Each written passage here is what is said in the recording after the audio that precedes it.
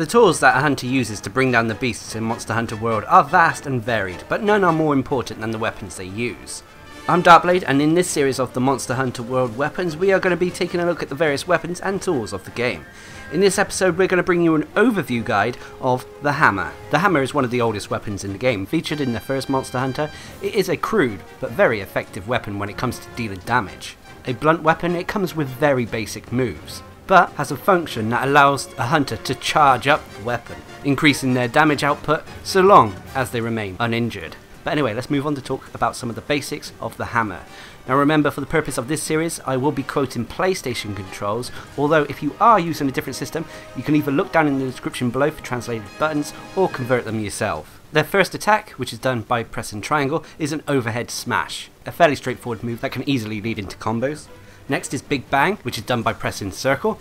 Again, a fairly similar move to overhead smash, and again it can easily be comboed into other moves. The next basic move is the charge attack, which is done by holding R2. This will cause the hunter to charge his weapon. If you continue to hold the button down, you'll also go through different charge tiers from 1 to 3. These not only increase the damage of the move, but potentially allow you to do different types of combos. Once you're ready, you can either release R2 for a charged attack, follow it up with triangle for a spinning bludgeon, or press circle for power charge, but we'll talk about the power charge later on. Also, while you're charging your weapon by holding down R2, you're able to move afterwards. This can help keep that charged power should a monster move away from you. It also leads to more additional combos and moves. When you are charging your weapon as well, remember that charging your weapon will drain your stamina.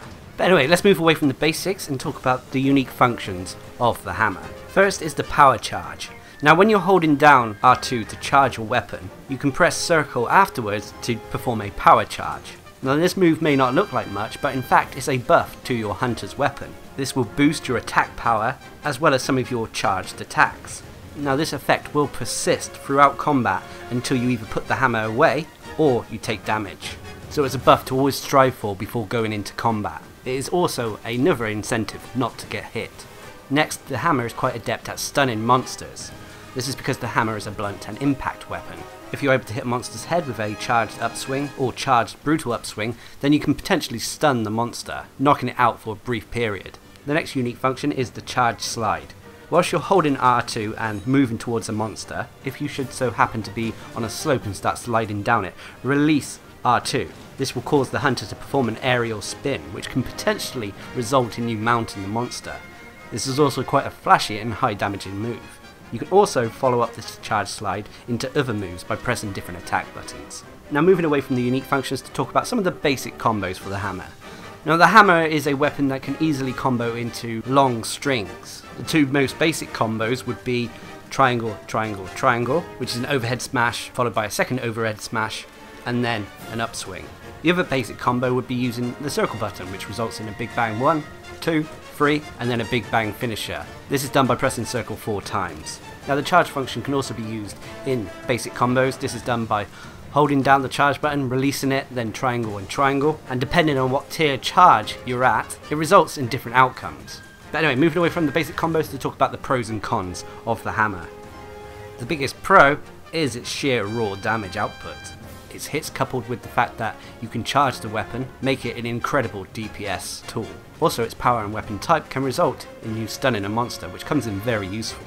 Its other major pro are its combos. The hammer's combos are quite precise, meaning that if you can stun and target an enemy's weak point, you should be able to do a lot of damage without having to worry about your hunter's position. What I mean by this is your hunter won't start moving as you perform combos. However, in my opinion, the biggest con is, despite being a two-handed weapon, its reach is quite unimpressive when compared to other two-handed weapons in the game. It requires you to be much closer to a monster in order to successfully land the majority of your hits. It also makes evasion quite difficult. If you have to be right up close to a monster, there's a high chance you will be hit, and this also could mean that you lose your power charge buff. Now overall, the hammer is one of the most impressive DPS weapons in the game. It definitely packs a punch.